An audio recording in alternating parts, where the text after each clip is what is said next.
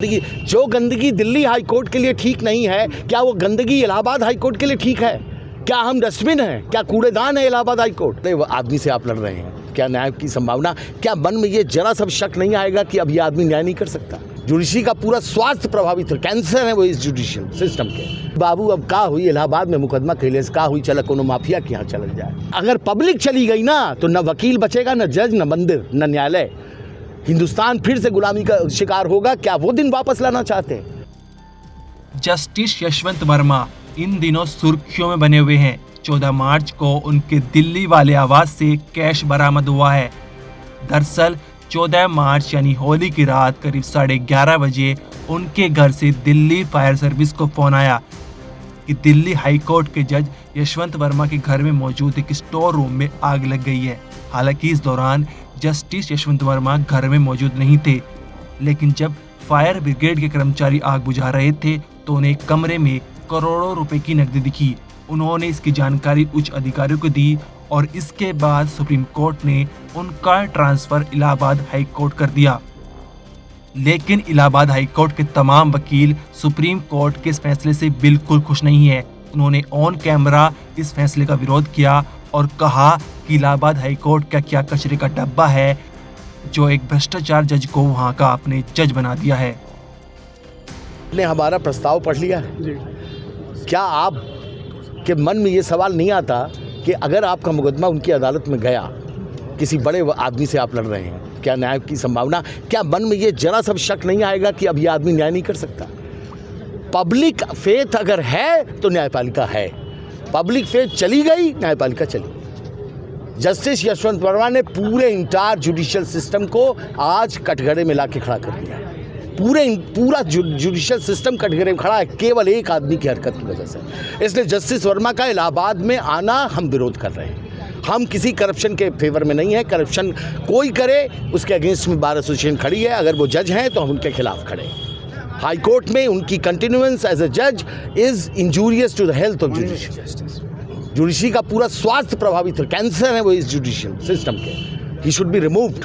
उनको रिजाइन। अब सिस्टम है, कॉन्स्टिट्यूशनल पोस्ट है, इम्पीचमेंट होगा, ये होगा, वो सब तो प्रोसीजर है। अगर उनके अंदर इंसानियत बची है तो उनको आज ही रिजाइन कर देना चाहिए। आपने उनकी वापसी को डस्टबिन से भी तुलना की। अगर इलाहाबाद हाई कोर्ट क्या डस्टबिन है जो जहाँ मन में आए जो गंदगी दिल्ली हाई कोर्ट के लिए ठीक नहीं है, क्या वो गंदगी इलाहाबाद हाई कोर्ट के लिए ठीक है? क्या हम डस्टबिन हैं? क्या कूड़ेदान है Allahabad high court? Allahabad high court कूड़ेदान नहीं है। यहाँ भी हमें ईमानदार लोगों की ज़रूरत है। हमारे अपॉइंटमेंट के मैटर 2 साल से पेंडिंग है। लिस्टिंग की प्रॉब्लम सबको पता है।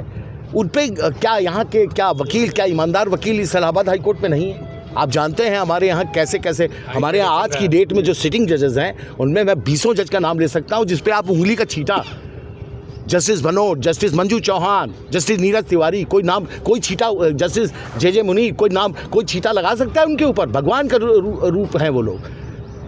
आगे क्या रहेगी आपकी रणनीति? हमारी रणनीति करप्ट जजेस के अगेंस्ट में। Corruption will not be tolerated at all, चाहे वो न्यायपालिका का कितने भी बड़ी पद पे बैठा व्यक्ति हो। कंटेम्प्ट के डर से मेरी आवाज़ बंद नहीं है। सर, आपके विरोध के बाद अगर वो आते हैं, अगर विरोध के बाद आते हैं, न्यायालय बंद करेंगे। सर, एक बहुत इंपॉर्टेंट क्वेश्चन है क्योंकि आप लोगों ने जो लेटर इशू किया है उसमें स्ट्रेंथ को लेके कई बार अब मैंने आज भी कोर्ट किया है। सुप्रीम कोर्ट को पता है हमारे पास जजेस नहीं है, तो क्या सारा ध्यान सुप्रीम कोर्ट ने दूसरे जजेस पे, दूसरी जगहों पे जजेस अपॉइंट हो रहे हैं? 2 साल से हमारे यहाँ अपॉइंटमेंट नहीं हो रहा है। उनको नहीं मालूम है हमारे यहाँ जजेस की स्ट्रेंथ कम है?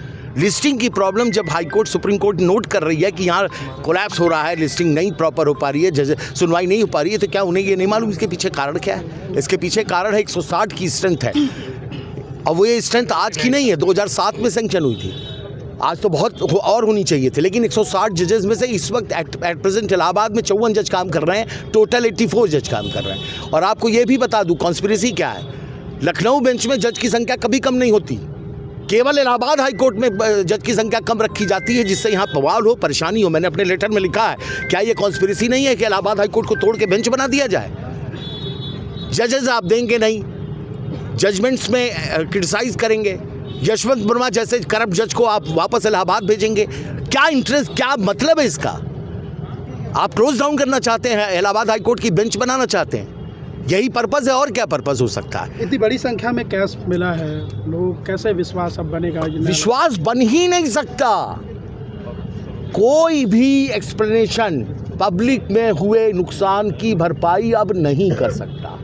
गांव में बैठा किसान जिसको कुछ नहीं पता है, वो अपने घर पे बैठ के कह रहा है कि बाबू अब का हुई, इलाहाबाद में मुकदमा कैले से का हुई, चल कोनो माफिया के यहाँ चल जाए। तो माफिया राज करेंगे, न्याय करेंगे जैसा कि होता आया था पहले। तो क्या वो दिन वापस लाना चाहते हैं? एक आदमी गांव से चलता है अपने रुमाल में अपना अनाज बांध के, महीनों पड़ा रहता है इलाहाबाद हाई कोर्ट में कि यहाँ तो उसके न्याय मिलेगा। क्या वो आदमी दोबारा आएगा यहाँ चल के? और अगर पब्लिक चली गई ना, तो न वकील बचेगा, न जज, न मंदिर, न न्यायालय। हिंदुस्तान फिर से गुलामी का शिकार होगा। क्या वो दिन वापस लाना चाहते हैं? इसको मैं कहता हूँ inside attack on the judiciary. This is inside attack on Allahabad high court, and we will not tolerate any inside act, whether it is outside और inside, we will not tolerate. कम से कम मैं जब तक इस पद पे हूँ, मैं ये चीज़ बर्दाश्त नहीं कर सकता।